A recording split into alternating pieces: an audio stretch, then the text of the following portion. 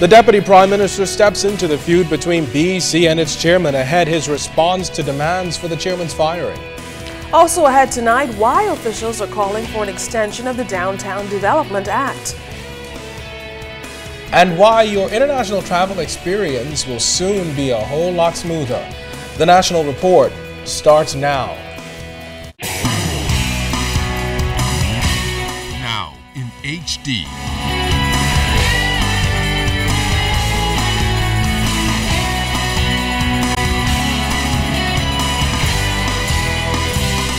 ZNS Network presents The Bahamas Tonight.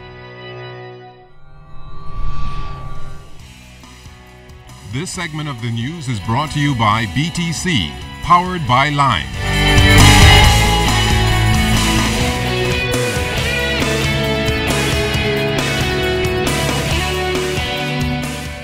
Good evening, everyone. I'm Keishla Adderley. And I'm Kendino Knowles. As always, it's good to have you with us. Topping the news tonight, the Deputy Prime Minister has now stepped into the lingering dispute between the BEC union and its chairman, Leslie Miller. Today marked the second day workers refused to carry out their duties, protesting a firing and suspension at the company. Now they're hoping that the Deputy Prime Minister, who has ministerial responsibility for utilities, can calm tensions. Now, in the meantime, the union continued activity which compromised operations at the electricity company. Janine Noel Ferguson was at the Blue Hill Road headquarters today as irate union members clashed with BEC consumers. The ongoing battle between members of the Bahamas Electrical Workers Union and BEC Chairman Leslie Miller reached its boiling point Wednesday. Union members continued to call for the reinstatement of Melinda Cunningham, who was fired without cause, and another employee that was suspended for 5 days.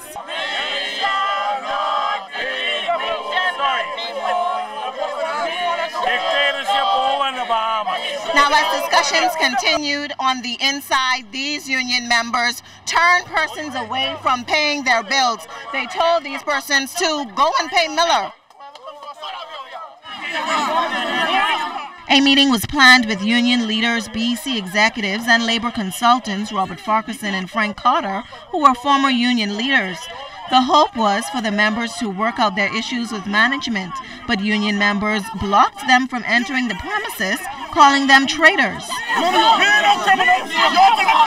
That matter later escalated as workers got rowdy with persons attempting to enter the compound. The police soon arrived at the scene and attempted to escort Farquharson and Carter in, but union members were not having it. Carter told reporters that he was engaged by BEC on Tuesday to bring about a resolution. One of my tasks would be to negotiate on behalf of management and the board and the government with the union, to listen to all of their complaints, where they are legitimate, to take those complaints and grievances to executive management and the board, and try my very best, along with the other consultant, Mr. Robert Farquharson, to resolve them. Union President Stefano Green soon addressed members and pleaded with employees to allow the meeting to take place. Our position is that our employees need to be returned to the job. Yes. This rostering needs to be out of the window forever. And this issue with Mr. Miller needs to be resolved. All right? So please allow us to go and have the meeting with the government, and so we can report back to you. A BEC spokesperson said Miller was off the island and that the company would be releasing a statement on the matter. Meanwhile, Minister of Works and Deputy Prime Minister Philip Davis says Miller's position is supported by the government. He's attempting to bring, trying to execute the mandate of the government by, at some point in time, reducing the cost of electricity to the Bahamian consumer. Now, if they do not get their issue resolved, or if Mr. Miller is not removed, union members say it will only escalate from here, and they plan to up the ante in the coming days. Janine Noel Ferguson, ZNS Network News. Now, BEC's management says contingency measures are in place in New Providence and in the Family Islands to ensure that any action on the part of the union doesn't severely impact the corporation's operations. In a statement released today, the company also contends the action of the junior employees of the corporation is illegal and therefore in breach of the Industrial Act Relations Agreement and is in direct contravention of the labor laws of the Bahamas. The corporation has urged the BEWU that, as with any employee-related matter, to employ all legitimate and legal recourse afforded to it through the industrial agreement and the laws of the Bahamas. Well, the Downtown Nassau Partnership, or DNP, wants the government to extend the City of Nassau Revitalization Act, which expires this June. As a board and as a lobbyist for downtown retailers and property owners, the DNP tells our Charisma Robinson that the act is crucial as it provides an incentive for the continual development of projects downtown. Since the Downtown Nassau Partnership came into play, DNP's project manager Javon Moss says much improvements have been made to the city center.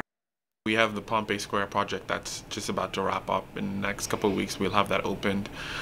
This was a visible change to downtown that people can now see and feel. Moss says the Pompey Square project is just one of many upgrades recently undertaken to enhance Bay Street. He says, though, to allow for more enhancements, the 2008 Nassau Revitalization Act must be extended. He says, for the most part, government has been proactive. And once it's extended, there's a couple items that we hope to also be able to ask, for them to amend and add some things as a part of the act as well.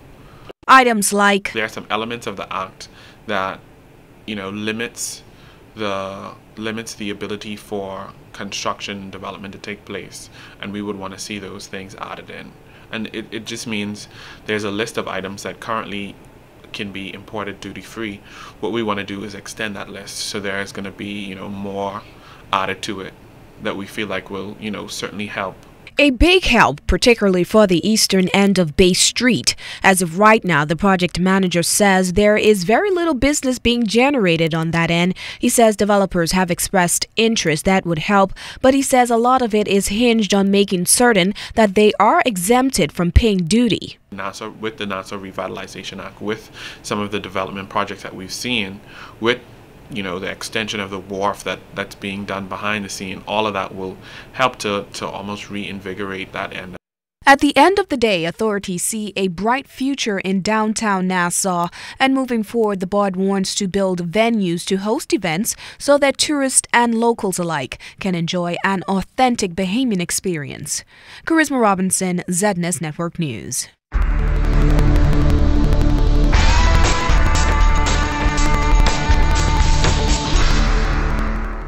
In our first look at weather, a cold front is heading our way. We'll tell you more about that later in the newscast. But outside of our studios just now, we have a temperature of 77 degrees with just a few clouds, relative humidity 58%, winds out of the east-southeast at 8 knots, your barometric pressure 1,016.7 millibars. That's 30.02 inches, and it is steady.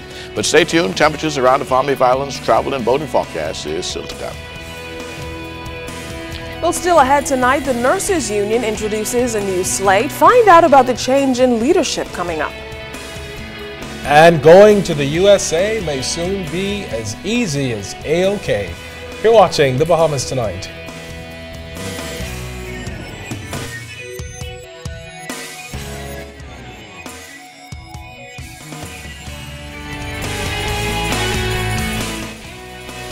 This portion of the news is brought to you by Shell HELIX Ultra. Performance you can see.